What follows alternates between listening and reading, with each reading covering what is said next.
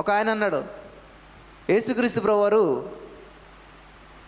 3 మేకలు పీక్కోలేకపోయాడు, ఆయన దేవుడు ఏంటి అన్నాడు.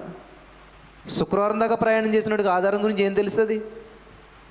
శుక్రవారం దాకా చూస్తే యేసుక్రీస్తు ప్రభువారు సిలువలో 3 మేకలతో ఉన్నాడు. కానీ ఆదివారం చూస్తే ఆయన పునరుత్థానుడై వచ్చాడు. ఆఫ్ నాలెడ్జ్ అంటారనమాట. అంటే శుక్రవారం జీవితం వాళ్ళు అంతాను, శనివారం ఆదివారం ఉందన్న సంగతే మర్చిపోయారు. శుక్రవారం చూస్తే యేసుప్రభువు సిలువ మీద ఉన్నాడు, ఆదివారం చూస్తే పునరుత్థానుడై మరణం మీద విజయం సాధించి వచ్చాడు. హల్లెలూయా! సిలువ మీద మేకలు తీసుకోవడం గొప్పతనం కాదు. సిలువ మీద మరణించి సమాధిలోనికి వెళ్ళి 3వ రోజు తిరిగి లేవడం అనేది గొప్పతనం. గొప్ప పనులు కొంతమంది యాక్సెప్ట్ చేయరు. స్పాట్ చూపించు నమ్మేస్తాను దేవుడిని. చూపితే నువ్వు నమ్మేదండి?